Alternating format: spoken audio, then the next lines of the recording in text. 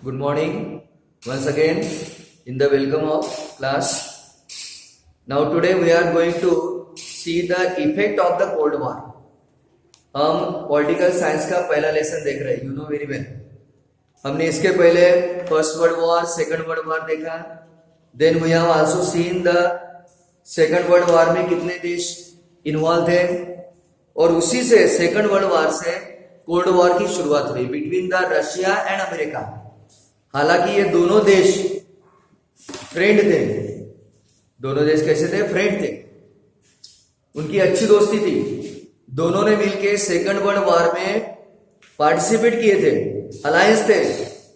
लेकिन जब जैसे ही सेकंड वर्ल्ड वॉर खत्म हुआ, उनके बीच में एक कंपटीशन हुई, यानी वेपन्स बनाने की, और उसी तरह से उनका कोल्ड वॉर चालू हुआ. कोल्ड वॉर का मतलब आमने सामने न आते हुए पीछे से वार करना. Yes. Now effect of the cold war. अब कोल्ड वॉर के इफेक्ट क्या हुए? Creation of military organisation. सबसे पहले मिलिट्री ऑर्गेनाइजेशन का क्रिएशन किया. During the cold war both the super power created military organisation. दोनों देशों ने मिलिट्री ऑर्गेनाइजेशन बनाए. The respective superpowers took up the responsibility of the security of the country joining the military organization. जो military organisation उन्होंने बनाई, उसमें जो भी देश पार्टिसिपेट थे, उनको सिक्योरिटी देने का गारंटी ये दोनों देशों ने किया कि भाई हम मेरे साथ जो आएगा, I will give the security of the yes lead by them NATO. और उन्होंने नाटो ये ऑर्गेनाइजेशन स्थापित की. North Atlantica treaty organisation was a military organisation. That was the military organisation. ये एक मिलिट्री ऑर्गेनाइजेशन थी under the dominance of the America. America के under में. While the Warsaw pact was military organisation under the command of the Soviet Union. और Soviet Union के under में क्या था? वर्सा पैक्ट ये था. सो इन दिस वे दोनों देशों ने मिलिट्री ऑर्गेनाइजेशन बनाई. Bipolarisation of the world. During the cold war most countries of the world joined either of the two super power blocs. देश के बहुत सारे देश दोनों कंट्री में डिवाइड हो गए. जिनको जो लगता था, कोई अमेरिका में या कोई रशिया में डिवाइड हो गए. Yes. And such a division of the nation of the world into group is biopolarization. और इस तरह से दुनिया दो भागों में बांटी गई. America versus Russia. कुछ अमेरिका के फेवर में थे, कुछ रशिया के फेवर में. The scope of the cold war increase due to this. और इसी के कारण कोल्ड वॉर और भी ज्यादा बढ़ रहा था, क्योंकि दुनिया, the world is divided into two parts. The sphere of tension spread. इसी के कारण दुनिया में और भी ज्यादा टेंशन बढ़ गया.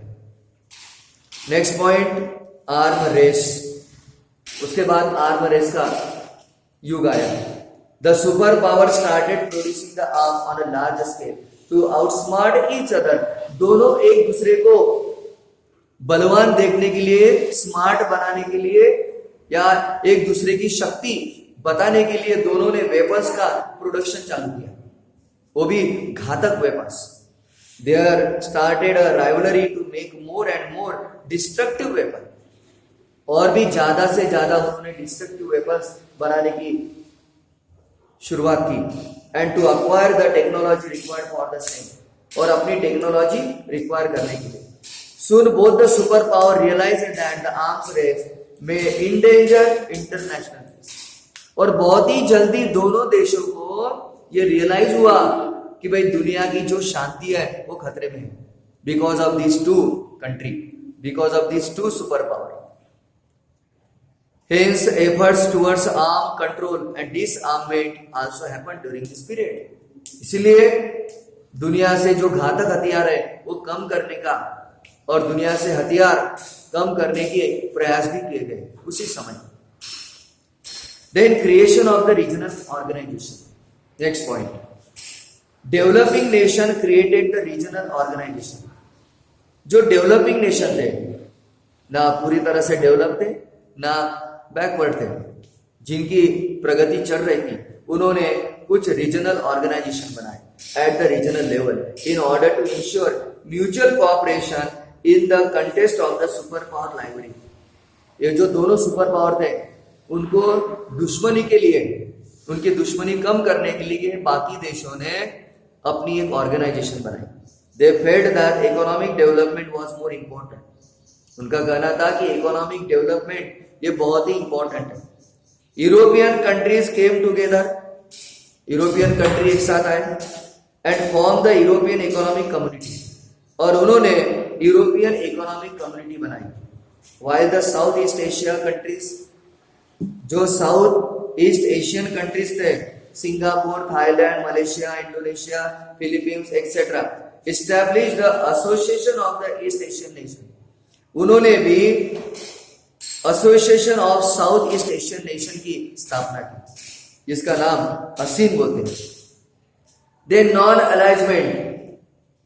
Alignment in the period of the cold war, cold war के पीरियड में, while the world was becoming bipolar, दुनिया बाइपोलर बन रही थी। There were some countries which did not want to join the superpower library. कुछ देश ऐसे भी थे कि जो दोनों सुपर पावर कंट्रीज में इन्वॉल्व नहीं होना चाहते थे। Not only neither Russia nor America, there are some countries which did not like to involve with them, and such a nation decided to stay out of the Cold War library. और इन देशों की इच्छा थी कि ये cold war दुनिया से पूरी तरह से हटा देना। Their policy is known as a non-alignment, और उनकी जो पॉलिसी थी उसी को नॉन अलाइजमेंट के नाम से जाना जाता है। Non alignment was an important movement during the cold war, और कोल्ड वॉर के अंतर्गत नॉन अलाइजमेंट मूवमेंट ये बहुत ही इंपॉर्टेंट थी। The next point is non alignment. The Asian and the African countries, some of the Asian and African countries, which became independent after the Second World War. Second World War के बाद ये सभी देश independent बन गए and supported the idea of non-alignment, और उन्होंने non alignment को सपोर्ट करने की ठान ली।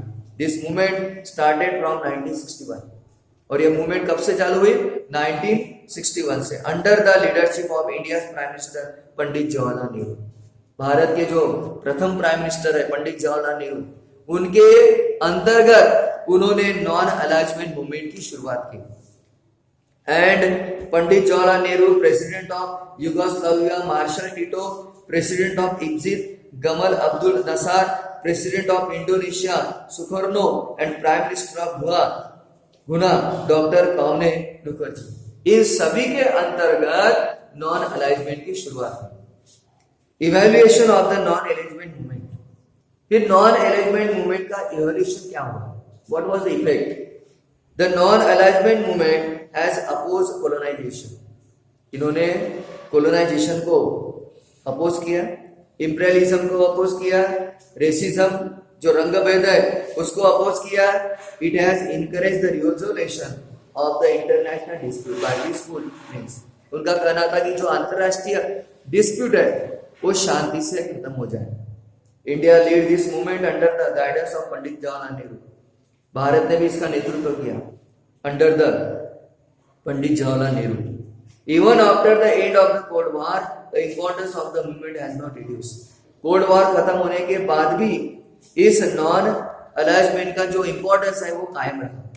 Non alignment movement is based on the international principle humanism, global peace and equality. It has inspired the less development countries to come together. ये जो non alignment था उन्होंने इंसानियत को महत्व दिया और जो डेवलपिंग कंट्रीज है उसको भी एक तरह का एक साथ आने के लिए आह्वान किया। It has encourage the resolution of the international dispute by peaceful means while taking the firm's respite. This movement made the demand of the new international economic order. और ये जो मूवमेंट थी नॉन अलाइजमेंट, उन्होंने एक नई demand रखी, new international economic order. Summarising briefly that if the cold war is over, अगर cold war खत्म हो गया तो it inspired the less developing countries to come together. Cold war खत्म होने के कारण जो कंट्री डेवलप नहीं थी वो एक साथ आई अपना डेवलपमेंट करने के लिए। It gave this country the confidence to assert themselves with the self respect and international policy. इसके कारण उन सभी देशों को एक सेल्फ रिस्पेक्ट मिलने लगा। So in this way the non alignment movement was very important, वो बहुत ही इंपॉर्टेंट है। So here today we stop here. In the next period we shall see end of the cold war. End of the cold war, cold war खत्म होने के बाद उसके क्या परिणाम हुए वो हम अगले पीरियड में देखने वाले। Okay, until then see you tomorrow.